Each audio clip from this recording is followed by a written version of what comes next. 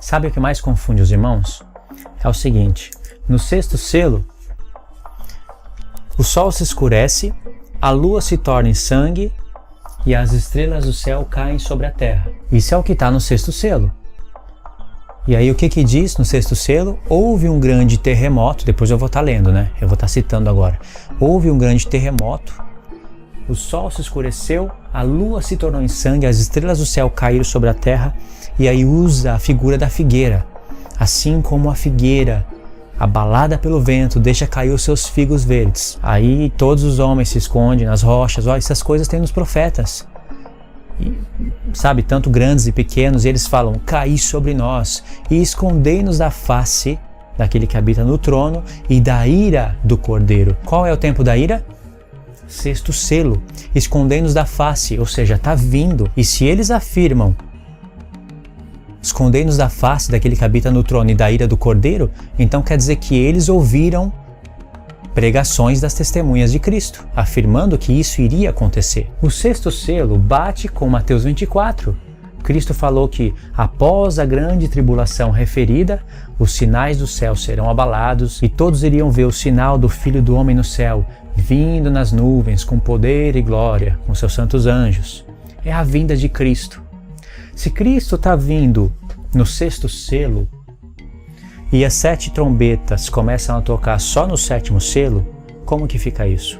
Baseado nesse entendimento, muitas pessoas acham que Cristo vai vir arrebatar a igreja secretamente e aí começa a tocar trombetas.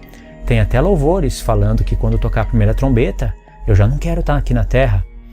Aí vai narrando trombeta por trombeta. Só que quando você vai estudar a última trombeta, a sétima, que é a última, você vai ver a descrição da vinda de Cristo. Ninguém pode desconectar a vinda de Cristo com a última trombeta. Eu vou estar lendo ela e vou estar explicando ela. Paulo fala que a vinda de Cristo, o arrebatamento da igreja, a ressurreição dos santos, é no ressoar da última trombeta. Mas sabe o que os irmãos dizem? Eles dizem que Paulo não tinha Apocalipse e a última trombeta que Paulo fala não tem nada a ver com a última trombeta de Apocalipse. Isso é prova evidente que esses irmãos não estudam as festas, não conhecem o ministério das trombetas, o dia da expiação, que antecede a festa dos tabernáculos. Paulo não precisava de Apocalipse para afirmar a vinda de Cristo na última trombeta. Ele já tirou isso das festas. Foi Deus que distribuiu as suas informações, os seus eventos que ele estabeleceu em 7 trombetas e quis que coincidisse a última trombeta com a vinda de Cristo, batendo com a última trombeta que Paulo tirou das festas, já que o ministério das festas, eles são proféticos e fala a respeito do futuro. Então pensa bem, com um pouquinho de lógica, raciocínio lógico, você vai olhar para a última trombeta e vai enxergar a vinda de Cristo, através de muitos detalhes. Se Cristo está vindo na 7ª trombeta, se é que você entende isso, se não entendeu, tem que entender, você não pode fugir disso. Se você entender que Cristo vem na última trombeta, como que Cristo vai estar vindo no 6º selo, sendo que é só no 7º selo que é dado 7 trombetas para 7 anjos? Lembra que eu falei para você do método de revelação de Deus? O 7º selo é o que mais revela, assim como a 7ª trombeta é a que mais revela. Dentro do 7º selo estão as 7 trombetas, mas também está tudo o que está para frente de Apocalipse. As bestas, os eventos que vão se desenrolar, a grande meretriz, a queda da grande Babilônia, tudo isso está no 7º selo. Todos os eventos de Apocalipse se encontram no último selo. Só que Deus, como é muito sábio, muito inteligente e dinâmico, ele aproveitou o 7º selo para revelar detalhes no que estava acontecendo nos selos anteriores. O que aconteceu na Terra para que fosse possível o céu se enrolar como um pergaminho? Eu até esqueci de citar isso no 6º selo. O sol se escurecer, a lua se tornar em sangue, as estrelas do céu caírem sobre a terra. O que aconteceu no mundo? O 7º selo vem para revelar. Já estavam tocando trombetas. Até aqui é o 6º selo. O 7º selo está aqui embaixo, distribuído em 7 trombetas. O 7º selo veio para revelar com mais detalhes o que estava acontecendo nos selos anteriores. As trombetas elas vão estar mais ou menos alinhadas com os selos. Você consegue tirar isso da leitura e principalmente se você prestar atenção na última semana do profeta Daniel. Deus não deixou a última semana do profeta Daniel para o fim, para o tempo do fim? Quem entende que a última semana se cumpriu no tempo de Cristo, perdeu toda a revelação da palavra. Porque eu não preciso mais ler os profetas profeticamente. Como a última semana ficou para o final, Deus deixou uma leitura profética da última semana em todos os profetas. Como a semana 69 veio, deu a morte de Cristo, e a última semana não chegou, criou-se um mistério. E esse mistério está sendo explicado em Apocalipse 10. Por isso que em Apocalipse 11 vai aparecer números como 1260 dias, 3 dias e meio. Isso é incrível. Eu não consigo ter uma boa consciência crendo que as 70 semanas se cumpriu no passado e olhar para Apocalipse vendo números como 1260 dias, 3 dias e meio e converter tudo isso para 1260 anos. Apocalipse 13, que está em paralelo com Daniel 7, 3 tempos e meio, com 42 meses. Apocalipse 13 está explicando detalhes de Apocalipse 12, que também está explicando detalhes de Apocalipse 11. Apocalipse 13 está explicando Apocalipse 11. Em Apocalipse 11 tem uma besta que se levanta do abismo. Em Apocalipse 13 tem a besta se levantando do abismo. Só que ali diz mar. Mas é o abismo, não pode ter 2 bestas se levantando no mesmo tempo. Apocalipse 17 está explicando Apocalipse 13. Não tem como não enxergar isso. Só que o Apocalipse 13 está explicando Apocalipse 12, 11, e como Deus criou esse paralelo, essa linha do tempo também, você consegue levar isso para Daniel 7. E quando você faz isso, você recebe muita revelação. Voltando a falar um pouquinho do livro selado de 7 selos, mais focado nele, você tem que olhar para o tempo no qual Jesus recebe a autoridade de poder abrir os selos. Os selos foram abertos em Apocalipse, foram abertos para nos revelar as coisas que estão nos selos, o que há de acontecer, mas o tempo dos acontecimentos não é no tempo que ele está abrindo. Se você falar, Jesus já abriu os selos, já abriu um por um, então o 7º selo já foi aberto, tudo já foi cumprido. Estamos no milênio agora. Ou seja, não tem cabimento. Ele abriu para nos revelar o que tem em cada selo. Mas os acontecimentos, aí você vai precisar estudar o livro. Por isso que João comeu. Se você ler o livro do profeta Abacuque, faça isso. Deus vai te dar 100% de certeza o tempo do 4º selo no livro do profeta Abacuque. Mas o profeta Abacuque, ele faz uma pergunta no início do seu livro. Uma pergunta porque ele estava vendo violência, estava tudo um caos. E Abacuque fala, Senhor, por que você me faz ver essas coisas? Quando isso vai ter fim? E questionou a Deus. E ali ele citou algumas das coisas que estavam acontecendo. E aí, irmãos, Deus vai responder para o profeta Abacuque através de uma visão. Deus vai dar uma visão para ele que vai se conectar com a visão de Daniel 8. Do chifre pequeno. Não tem como não lembrar. E você vai ver ali claramente de um homem que junta as nações para si, um homem que faz violência às nações, e vai estar mostrando que a morte e o inferno seguem esse homem, estão com esse homem. Como eu já fiz um áudio falando sobre esse profeta, quando eu gravei através de um áudio, através do celular e enviei para o grupo. Aí eu fiz uma edição no áudio e postei no canal. Você pode ouvir aquele áudio que vai ter mais detalhe. Eu fiz uma leitura bem ampla do profeta. Eu vou dar apenas um resumão para você ver. Nesses profetas menores, você tem que prestar atenção no início do profeta, porque Deus vai estar revelando muito. Você vai ter que conectar os pontos. Presta atenção no início e no fim. Por exemplo, o profeta Joel. No profeta Joel, Deus vai iniciar o profeta com uma grande revelação. Deus vai fazer uma pergunta-chave. Vai falar, aconteceu isso nos vossos dias? Ou nos dias dos vossos pais? Façam que os seus filhos conheçam isso, e os filhos aos filhos, e essa geração a outra. Ou seja, a pregação que está contida no livro do profeta Joel, os eventos que Deus falou que não aconteceu, vão se desenrolar no tempo do fim. E quem vai estar pregando esses eventos são as 2 testemunhas. Por isso que Deus fala, aconteceu isso por acaso antes? Aconteceu nos seus dias? Aconteceu nos dias dos vossos pais? Então que uma geração pregue para outra, que os filhos preguem para os filhos e os filhos para os filhos, e isso até chegar ao tempo do fim. Ou seja, é já uma chave, já começa o profeta com uma tremenda revelação. Semelhantemente, acontece com Abacuque. Olha só, sentença revelada ao profeta Abacuque. Até quando, Senhor, clamarei eu e tu não me escutarás? Gritar-te-ei violência e não me salvarás. Já começou com uma pergunta, né? Até quando, Senhor? Aí ele vai falar, não vou ler tudo, vou só resumir. Ele vai falar o que estava acontecendo. Por que me mostras a iniquidade e me fazes ver a opressão? Pois a destruição e a violência estão diante de mim. Há contendas e o litígio se suscita. Por esta causa a lei se afrouxa. A justiça nunca se manifesta, porque o perverso cerca o justo. e a justiça é torcida. Aí Deus vai responder o profeta Abacuque. Ele vai explicar o porquê que Deus permitiu ele ver todas essas coisas. Porque Deus ia dar uma visão para ele, na qual Deus ia trabalhar nesse contexto histórico, projetando um contexto profético. Esse é o grande problema dos irmãos, não olharem para o contexto histórico. Deus trabalha com contexto histórico. Presta atenção nisso que eu vou falar. Se pela palavra de Deus você não converter contextos históricos em profecias, Deus vai permitir que pela palavra dele você converta profecias em contextos históricos.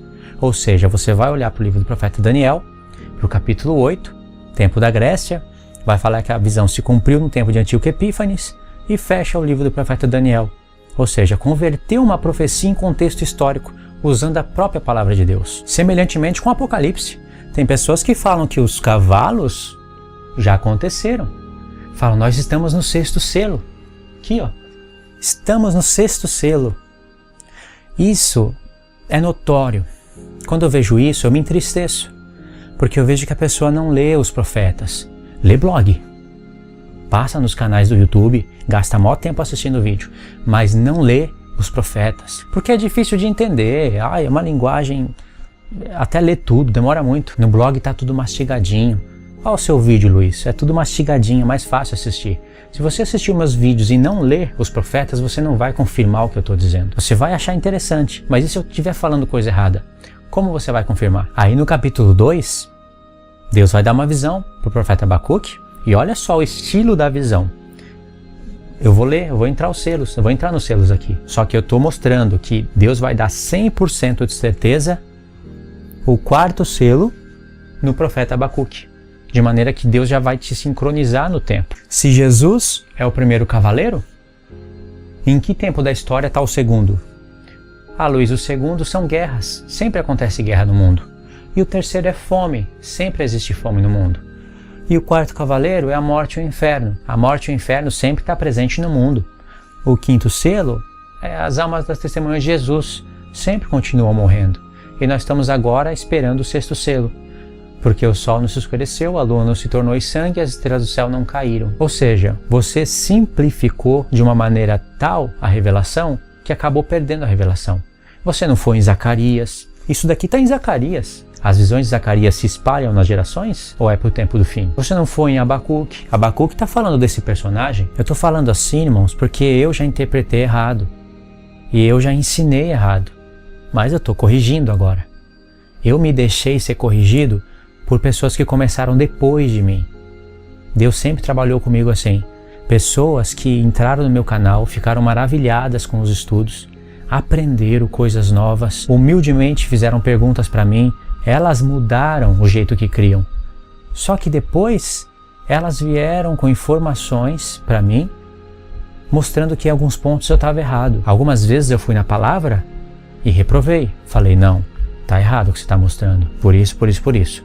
Mas algumas vezes eu fui na palavra e eu fiquei preso, sabe? E eu falei, não é possível, isso realmente está fazendo sentido.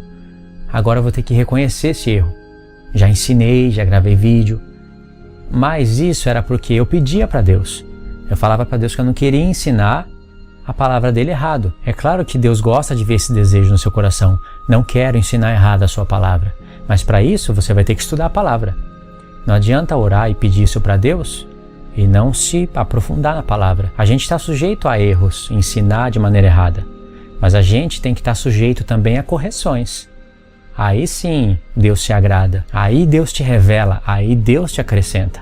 Então quando eu olhei certas coisas que os irmãos me falaram, eu falei, nossa, eu vou ter que consertar isso daqui. E uma delas é o cavalo branco. Eu pensava que o cavalo branco falava a respeito de Cristo. E eu ensinava de uma maneira que faz sentido. Eu falava que o cavalo branco é o Evangelho.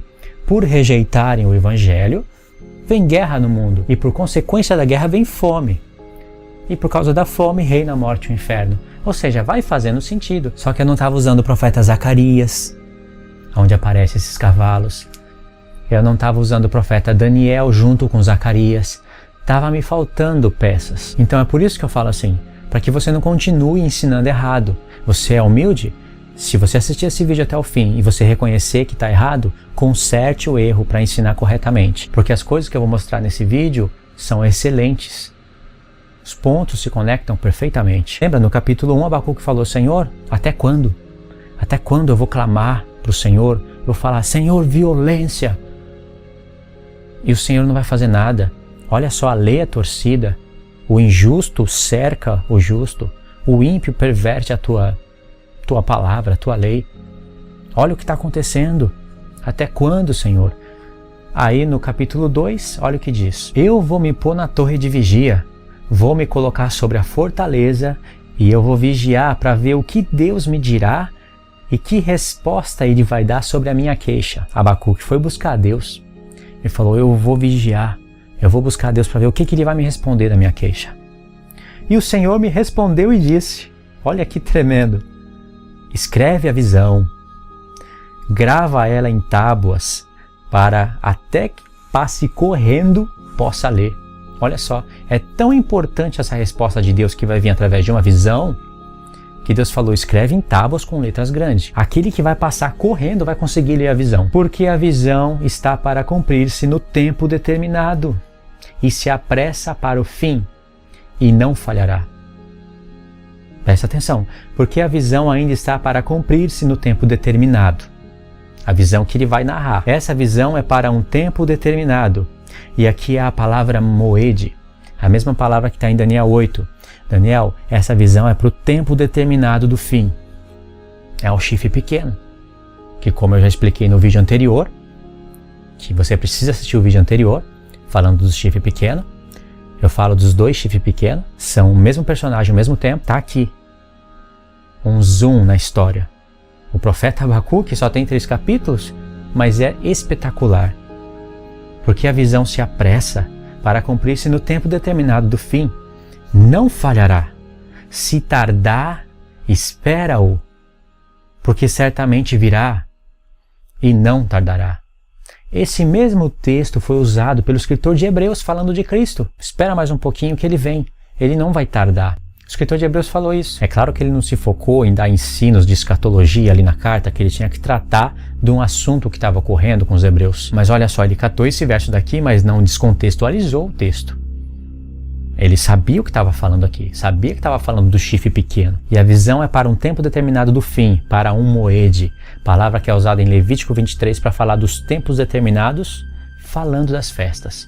Ou seja, o anticristo vai se manifestar quando as festas proféticas, as últimas festas proféticas, estiverem ocorrendo. Verso 4. Eis o soberbo, sua alma não é reta nela, mas o justo viverá pela fé.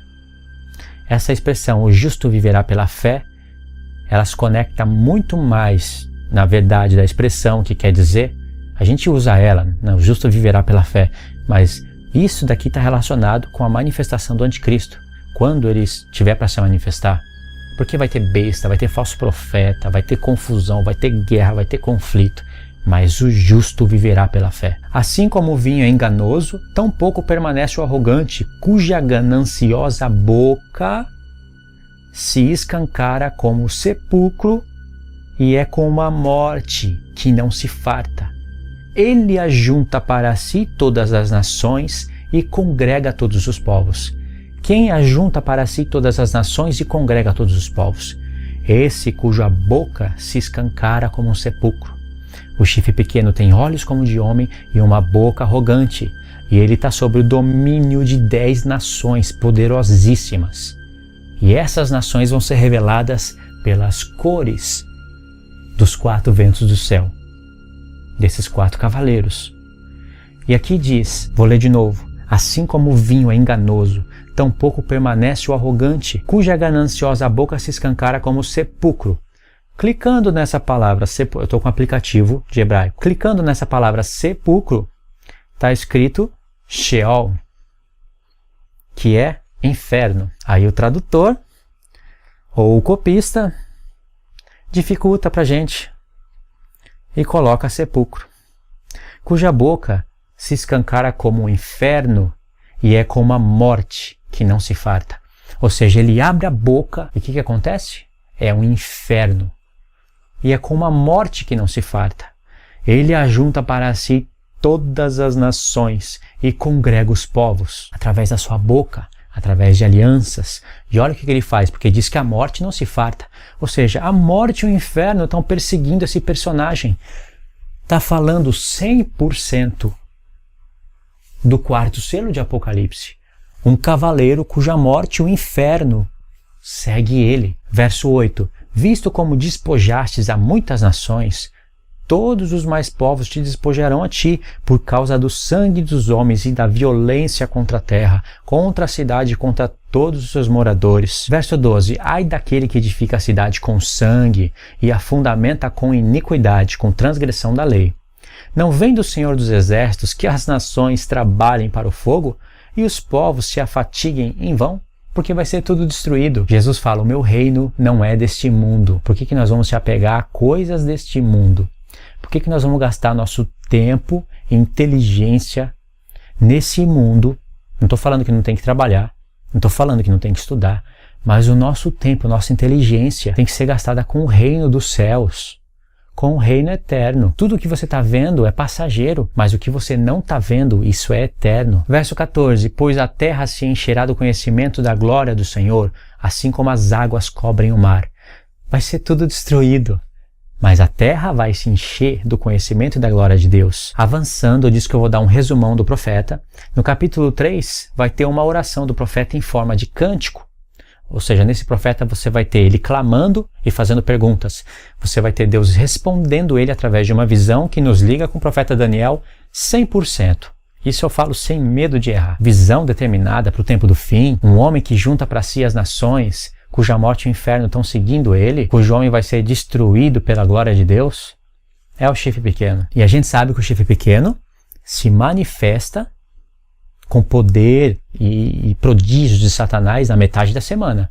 Ele vai estar agindo antes, fazendo aliança antes, e nós vamos reconhecer até antes de que se inicie a última semana. Oração do... Tem pessoas até falando que é o Erdogan. Muito cedo para falar isso, né? O Erdogan está cumprindo as características do anticristo? Não está.